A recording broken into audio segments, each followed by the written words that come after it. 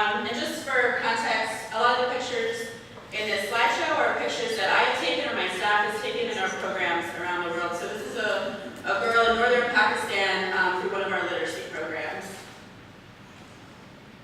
So who am I? Jenny kind of already introduced it, but I've been a member of Westminster since 1997 when I was in 8th grade and went through confirmation. And then from there, I went to college and I really wanted to go abroad. I was very inspired by my uncle who was here, who just, when I was a little girl, just regaled us with stories of Liberia and Kenya and all these places that he traveled, and I wanted to experience that too. So I went abroad on semester at sea when I was a sophomore in university, and then from there just really got the travel bug and wanted to get abroad as soon as possible. So back a long time ago in the Honduras mission trip, there used to be called Hearts for Honduras, I went down to Entrada twice, once by myself and once with my brother, and really learned a lot from the people that we were partnering with down there, and my eyes were just really opened up to not only poverty, but the place in my heart that Jesus was calling me to serve. And it was on a trip back to San Pedro Sula from La Entrada on a very long bus ride that I decided to join the Peace Corps because I wanted to live and really dig into a community for a long period of time. So Peace Corps service is 2 years.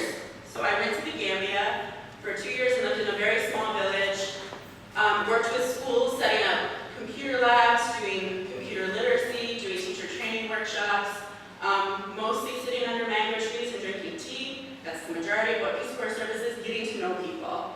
And that experience really shaped what I went to Peace Corps to figure out is, do I want to do this for a vocation? Is this what I'm being called to do? And underneath of those mango trees, I figured out, like, yes, this is going to be my career. So I came back to Washington, D.C. I worked for a number of different organizations in international development. Most of the programs that I implement are funded by the United States Agency for International Development, or the Peace Corps. These are our U.S. government entities that do foreign aid around the world. So at World Learning, the part that I work on is a lot of education development programs. So what that means is, just like we have a Department of Education here, I work with Department of Education in other countries, some of these countries listed, and we do education policy, lots and lots of teacher training, trying to work with teachers to help them understand their students more, handle classroom sizes that sometimes are 100 students in one class. In Lebanon, we are working with communities and schools to integrate Syrian children into those schools because of the refugee crisis. In Pakistan, we're doing early grade literacy because the majority of children exit elementary school not knowing how to read at all, which is a huge problem both for themselves and their communities and their country. And in Egypt, it's a different context, so we're actually starting STEM, science, technology, engineering, and math high schools with the Ministry of Education there. So lots of different types of programming, but all around education with the belief that education can really unlock doors for people and lead to a lot of leadership opportunities. So I also want to know, I want you guys to talk to each other. Who are you? Why are you interested in this? You can just turn to your neighbor for just 2 minutes and kind of talk through some of these questions up at the top, and then we'll just briefly share out. Does anybody want to share sort of what they talked about? Why are people interested in development or missions? What were some motivations for coming and learning more about the class today? Does anybody want to share? Just 1 or 2 people. Because we're going to be going down to Washington, D.C. Okay, awesome. Do you know what community in D.C. you work with? Issues around poverty, hunger, homelessness, Yeah. with the pilgrimage down here. Yeah, I know where that is. Nice. Anybody else want to share? In the back? Yes. You may not remember me, but I was on a trip with you. I remember. And so I came specifically to hear what you had to say. But as I got involved in more and more mission work, and I've been around the world now doing different things for different people, my thought is we took those children, and I would say this, and I said it then, I first went as a tourist and became effective. So beyond that, coming out of the marketing background, I play the numbers, and I've always said if you take 100 children to see a project and 10 come home and they've been affected and they do something right then. But there will be that one that has a time to make a change. Here it is. It works. Okay, so in kind of the intro when I was talking to Jenny and helping to try to think about what I want to do in this class, the rest of the presentation is not about this book, but you all should really read it. It's called When Helping Hurts. It's by two faculty members of a college I can't remember, but it's a PCA college down south, Steve Corbett and Brian Fickert, and it's the subtitle is How to Leave Poverty Without Helping the Poor and Yourself, without hurting the poor and yourself. So back in my church down in DC, we did a in-depth workshop on this book a couple years ago, so that was some of the inspiration. So you'll see some quotes that I'm pulling from their work, but you should really read the whole thing. I think John Frost has some people reading the small group version of it, or mission trip version of it. So this is a piece of scripture that I just wanted to share, and I'll just let you guys read it and to reflect. It's something that Steve and Brian put out in a lot of their workshops about why do we care? Why do we as Christians, why are we called to this particular kind of service? Why are we called to really engage in some complex reflection about the communities that we are working in partnership with?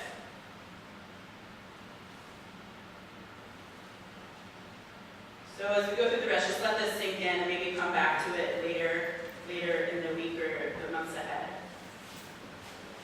So one of the big things that I talk a lot about with my mom and about some of the youth in our programs, because we also send a lot of American youth abroad to engage in exchange trips and really learn about service, is how do you define poverty? How you answer this question will impact the rest of your planning on how you engage with people in your own community who are economically disadvantaged or people in other parts of the world.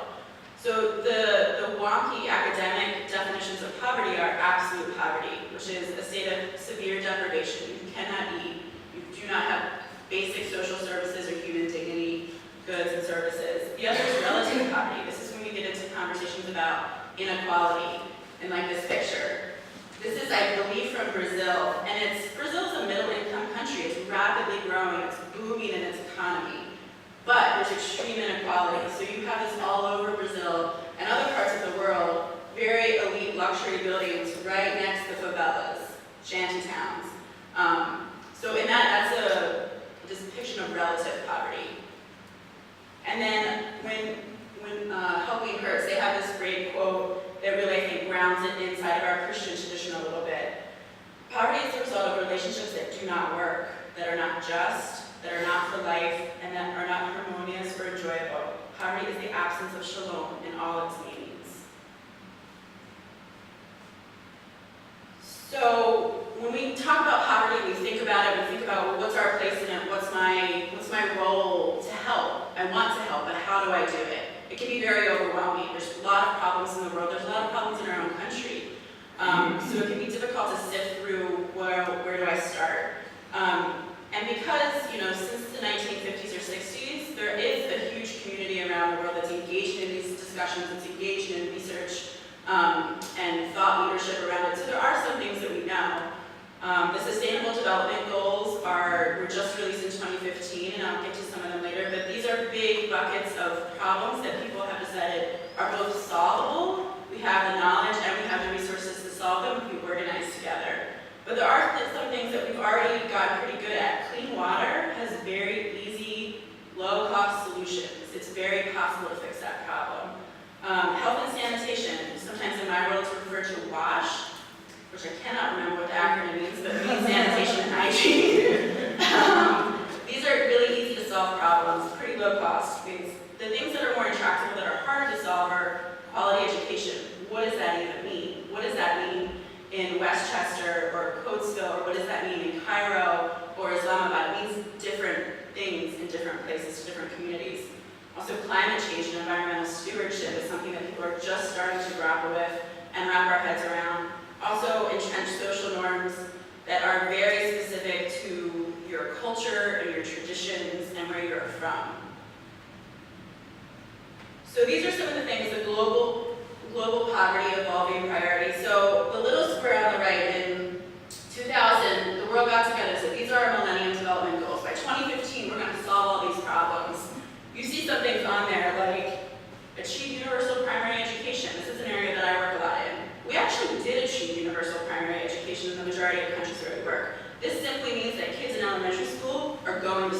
they've enrolled. What we didn't figure out is, well, what are they doing once they get there? Are they learning? Do they know how to read? Are they completing? Are they just enrolling and dropping out? Problematize it a little more is what we're trying to figure out. And then this time you see the Sustainable Development Goals. These were just decided in 2015, and these are the goals that we want to achieve by 2030. Also very ambitious, but you see in this one, as opposed to the Millennium Development Goals, that the community is engaging in some little bit more sophisticated thinking. They've added goals for sustainable cities and communities. They've added goals for the role of the private sector, for industry, innovation, and infrastructure. So instead of in 20,000, we were thinking like, oh, we'll just do these things that are very people-driven and almost you can put it in a box. In the Sustainable Development Goals, we're saying, no, we live in community. We have to all work together. It's more complicated than we thought. So then what do you do with that? This is some ideas from Helping Hurts, and they talk a lot about this continuum that people walk on. You know, the guy is walking off the ledge.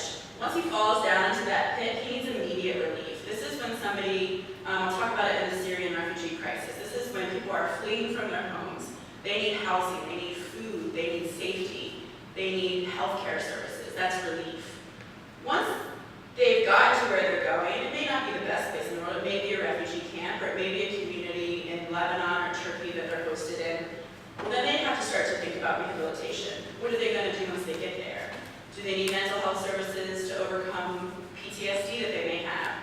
They need jobs, they need education, they need a way out, a plan forward. And then as you climb back up, then you get into the development where it's engaging with the government of Lebanon to actually address that problem. Lebanon has 1 in 4 children in Lebanon are now Syrian refugees.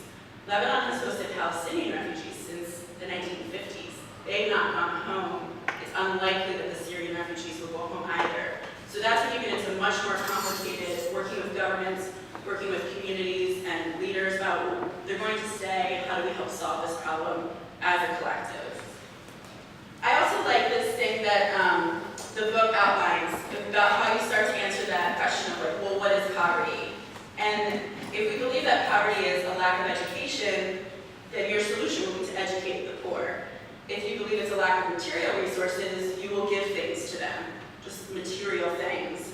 If you think it's oppression by powerful people, your work for social justice, and you think it's the personal sins of the poor, they have sinned, they have brought this upon themselves, or we recognize that we're all fallen, then you will evangelize and you will do discipleship. So that really helps, at least helps for me to frame it as, what do I think the problem is? For me, the problem is people are uneducated. With education that can unlock a lot of doors. I have a lot of colleagues that say, no, people do not have basic nutrition. Let's do nutrition, let's do healthcare. So all of these things are fine places to start, but for you, you need to figure out where your priorities are, where some of your skills and gifts align, and then you can go forward from there. So this is also something from the book that I really liked, because this took me 10 years to figure out, and they put it in a nice little graphic. But I like it because it situates the person inside of a community, of their self, of others, of the rest of creation, but it also situates those people inside of systems that we often ignore, right? No matter where we are in the world, we're nested inside of political systems, social systems, religious systems that are all constraining us or giving us opportunity. But to ignore that they exist ignores the greater problem that is constraining people or liberating people. But I also liked how they described some of the different causes of poverty. There can be the poverty of stewardship, poverty of community, poverty of being, poverty of spiritual intimacy. There's a lot of different ways to be impoverished that doesn't have to do with economics at all. So this is the last bit from them. This is how they define some of the difficulty of working for poverty alleviation. They say one of the biggest problems in many poverty alleviation efforts is that their design and implementation exacerbates the poverty of being economically rich, their God complexes, and the poverty of being economically poor, their feelings of inferiority and shame. So what the author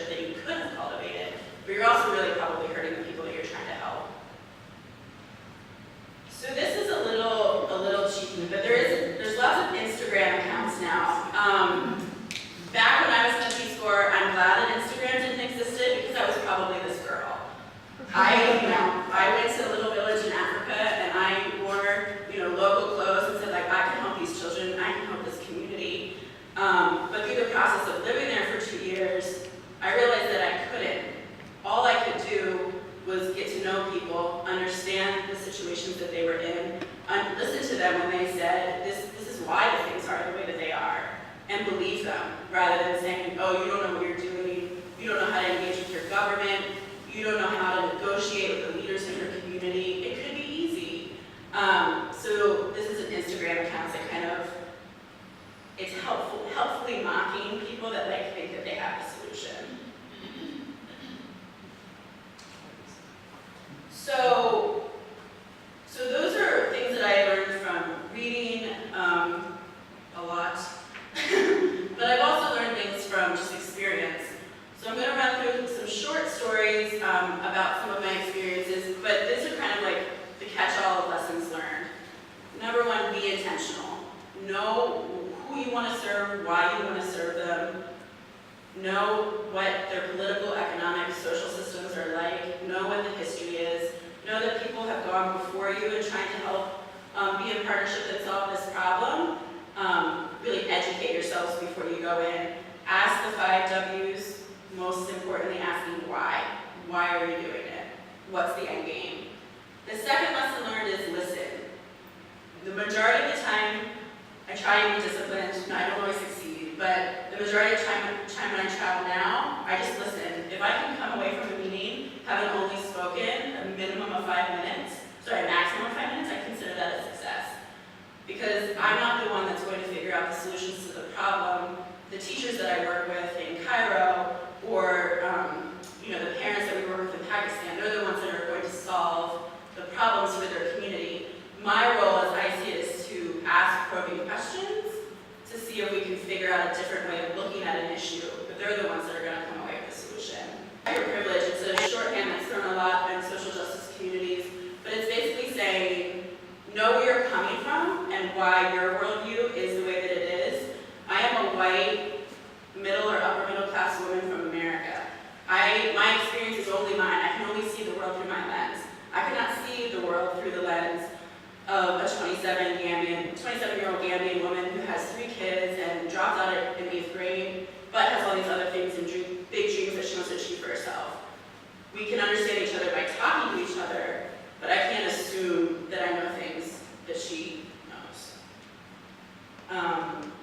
And I can't assume that because some things in my life were easy, that they are equally easy for other people of different backgrounds. My path was the path of an American, a white American, upper middle class woman. And then the other thing is embrace complexity. A lot of times we all do it, we look for really easy solutions. Sometimes there are easy solutions, but sometimes things that sound really easy, like, oh, I can solve this problem. Look, you guys just never thought of that. It's probably been thought of, it's probably been tried. It goes back to the asking questions and listening. There's often very good reasons why simple, easy solutions don't work, and it's because people are engaged in the complexity of the situation that they're in.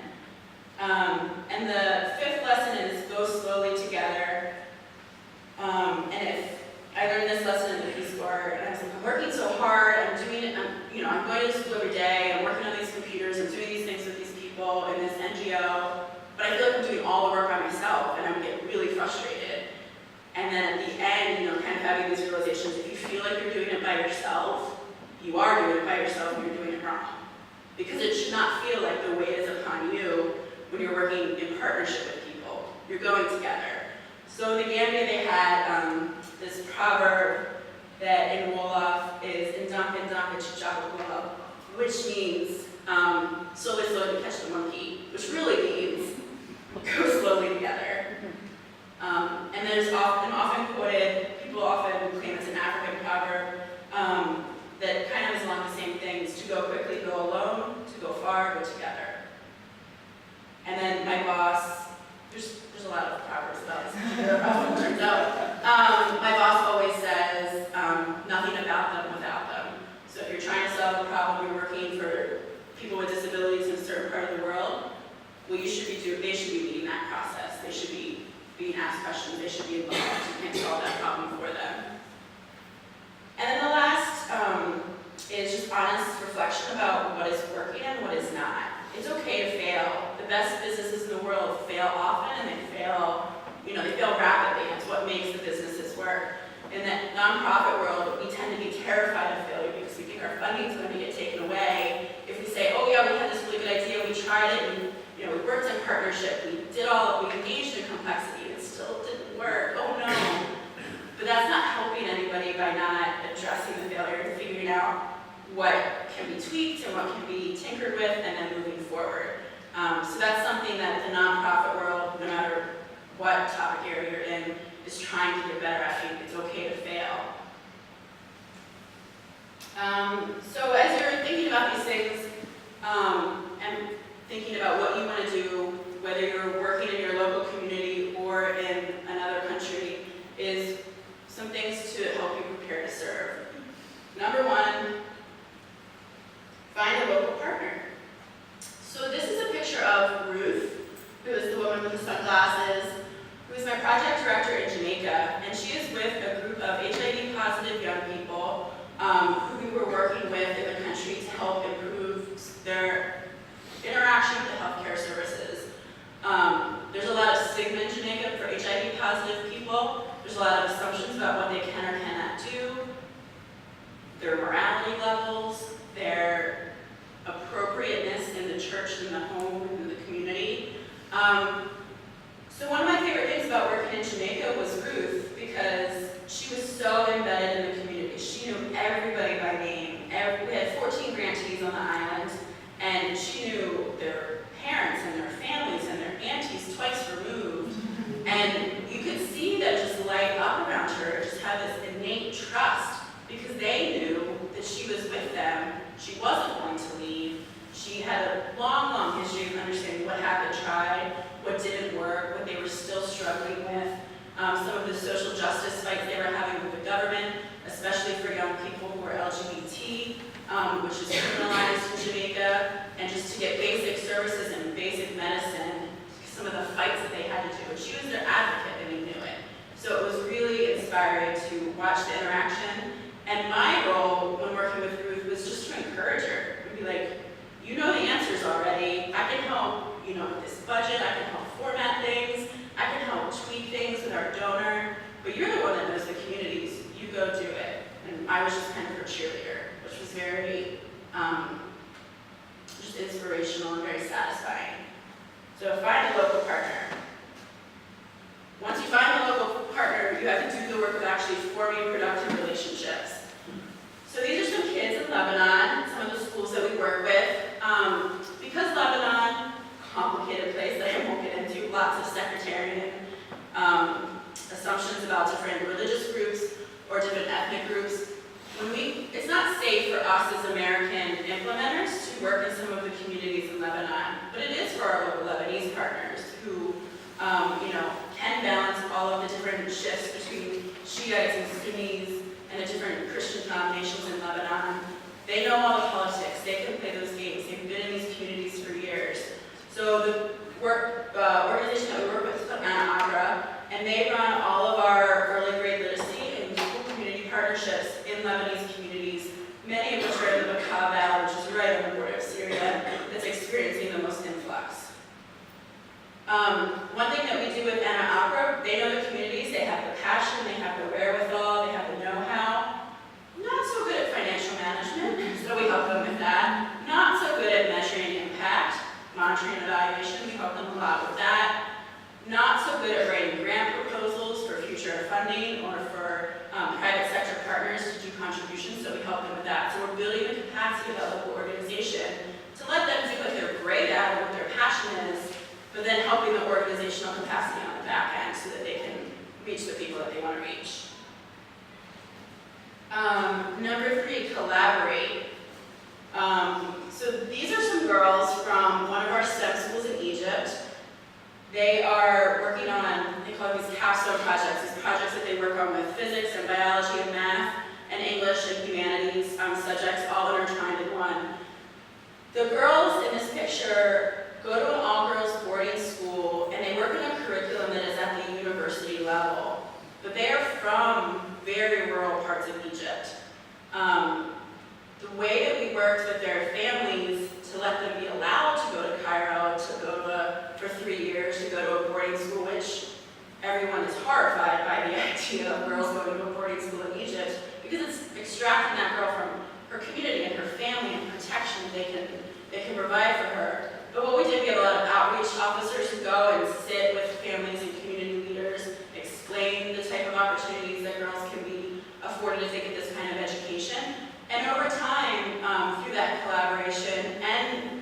by graduating cohorts of girls in the different schools, communities see the value of not just education, but this very elite, high-quality education that all of the girls in our school all go to universities. 22 of them came to the U.S. for university, which is an even bigger leap for families. Like, okay, let her go to Cairo, but 4 years in the U.S. for university. But the girls themselves are being the biggest advocates for why they should be in that school and why their peers should be able to come along with them. The fourth is measure impact, which I will fully admit, even a large nonprofit like mine, we don't know how to do great. It's hard. It's really hard because you don't have, and health is quite easy. You count the number of pills that you distribute, you measure the relative, health improvement. It's very easy. There's a very easy test to measure that. In education, it's really hard. How do you figure out what's going on inside of somebody's head? One of the only things we have a good measurement for is reading. So this is one of our staff people in Lebanon that is doing an early grade reading assessment for this young girl to measure basically how many words per minute she's reading, what her comprehension is. So we can give nice, tight, quantitative scores of whether that child can read or not, which our donors really love and are obsessed with because they can, then go back to Congress and say, look, this cohort of students, their percentage of reading is improved this much. So measuring impact is a buzzword that you will hear a lot, and it's very, very important. It's important to know where our money goes, what is the best way to spend that money for the most good, but it's hard to do. So you have to think really creatively about it. And then when you will fail, it's fine, we all do it, but recalibrate and try again. This is one of our youth leaders from Indonesia who got a youth leadership grant from World Learning. She is a young woman with a disability, and she also was very passionate about race car driving, interestingly enough. So she got a grant basically to help with transportation issues in her community for people with disabilities.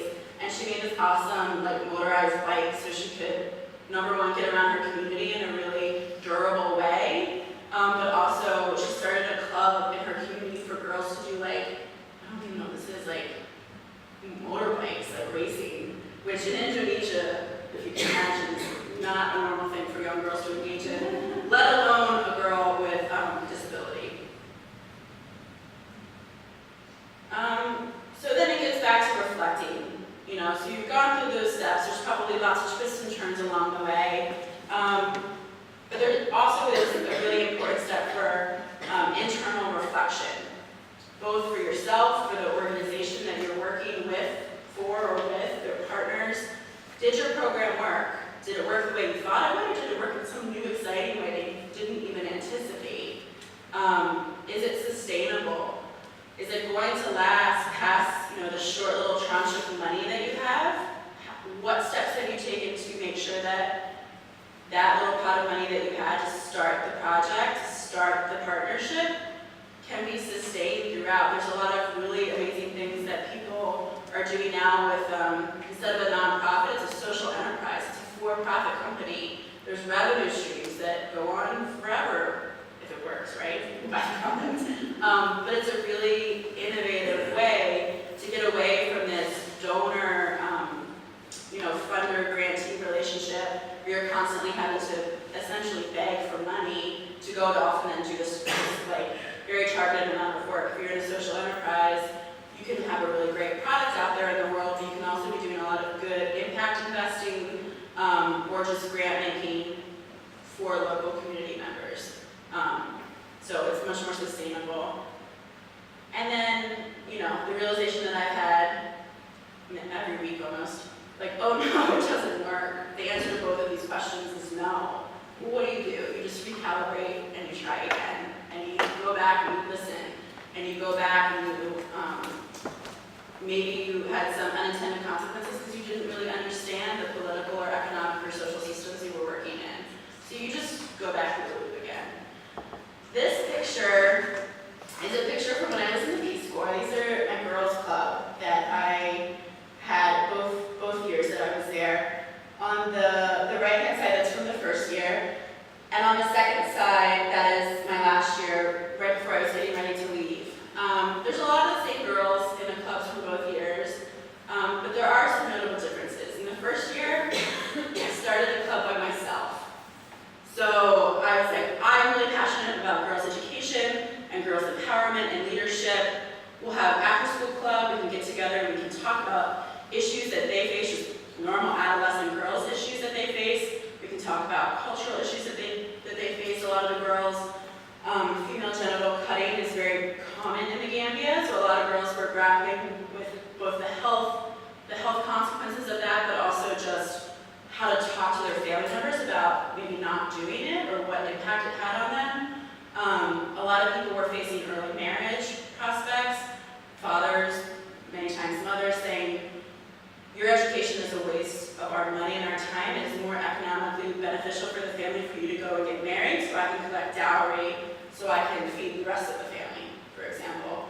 So there were a lot of those kind of issues. There was also academic issues. We did lots of studying, we did lots of games and dancing and fundraiser festivals and all those kind of things. But by the second year, the first year I felt like I was doing it by myself. I didn't have a Gambian counterpart teacher. I didn't know how to have conversations about female genital cutting with my girls because it was very, very new to me. I was still grappling with what I thought about it, what I thought about early marriage. So the second year, by that time I had made really great friendships with some of the teachers that I worked with. And you'll see the woman in this picture in the pink dress. That is one of my best friends from Gambia, Hattie Choi. She was my co-leader. And I couldn't have those conversations, but she could. And she was actually helpful in the conversations because she had gone through the same things as a child. And she was a science teacher in secondary school, which many of the girls looked up to and said, hey, I want to be just like Miss Choi.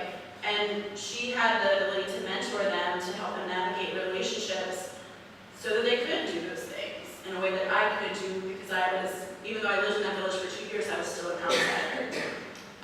Also, the other big difference that would never have occurred to me, but turned out to be very important for the girls, is they really liked the uniforms.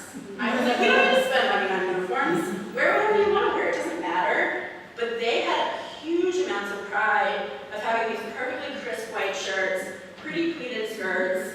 It made them feel like a collective. It made them feel fancy and empowered. So that was something that Hattie was like, my name in Gambia was also Hattie.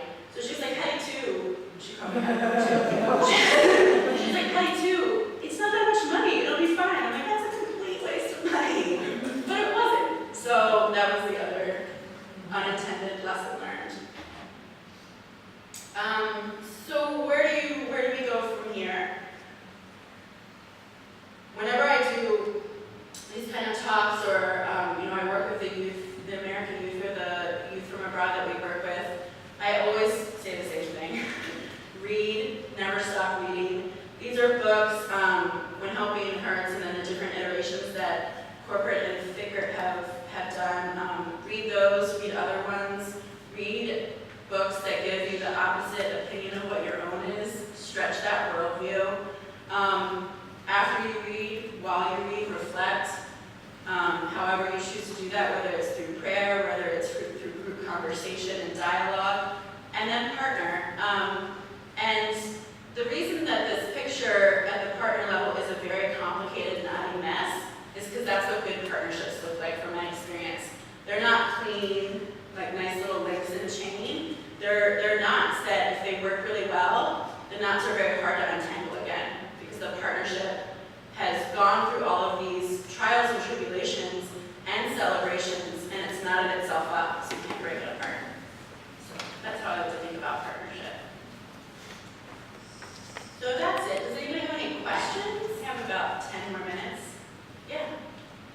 I learned in temporary teaching when I'm in Philadelphia with a significant involvement of young Muslim women that they were there, their fathers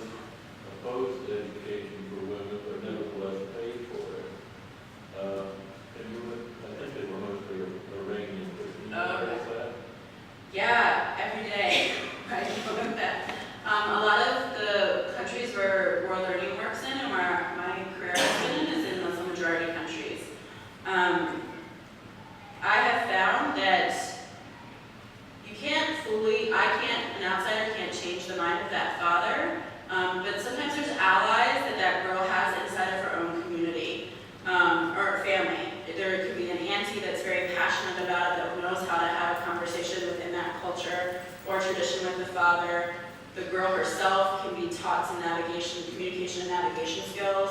Sometimes uncles, surprisingly, because they have so much power in brother relationships in the Muslim tradition, they can have really powerful, positive peer influence on the father. But also, like, if he's willing to pay, you kind of already won the fight. Because the girl, through her performance in school, oftentimes is in a much better place to say, look, I'm getting really good grades. Look, I will have jobs that can benefit the family, a job that can benefit the family. I can do X, Y, and Z. My education helps benefit the family, if only in esteem or what other people think about the family. So the cases where it's been the hardest and that haven't worked is when the father just says, no, I won't pay. And in the Gambia, I'm on the board of an organization, a small Gambian organization called Gambia Rising. We provide scholarships for girls to get them over the hump of middle school and secondary school, since that's when the majority of them drop out. And if the father won't pay, but he will let a scholarship come in and pay the cost, and that also is another way to do it. But it has to be centered in lots of conversations. But I think what you raised too is a really good point, is some of these struggles are happening just down the street, right? You don't have to go to Gambia, you don't have to go to Pakistan to have some of these issues come to play. Yeah, it's hard. Anybody else? Yeah. After your 2 years, did that group of girls continue? Yeah, the club still is going on. Because Patty Choi was there, she was stationed at the school for, after I left, I think for like another 2 or 3 years, and she got rotated to another school. But it had been going on for long enough that there's a tradition amongst the girls that, like, yes, the school has a girls' club. Of course it has a girls' club. It has a garden club. Why wouldn't it have a girls' club? That was kind of the thinking. And the nonprofit that I sit on the board with in Gambia, we have some scholarship students at the school, so I kind of keep an eye on the school that way too, from afar. Yeah. Was your communication with the girls in there? Luckily for me, Gambia has English medium schools, so they were quite fluent in English. I also spoke Wolof there badly, but enough that I could make it through. But they were middle school students, so part of the club was also English language tutoring because they needed to be able to speak it really well. So it was mostly in English. Yeah. Anybody else? So you're with World Learning now? Yeah. Okay, so who's the primary funding? Where do you get your funding from? What's the donor base? USAID, the State Department, the U.S. government State Department and Agency for International Development is probably 70% of our funding. We also get funding from the European Union. We also get funding from private sector companies. We have partnerships with Dow and Boeing and Darko, lots of petroleum companies in the Middle East. But we also do things with Hewlett Packard, things like that. MoneyGram donates computers to the schools in Egypt. So yeah, we're trying to expand the donor base, but it's traditional U.S. government donor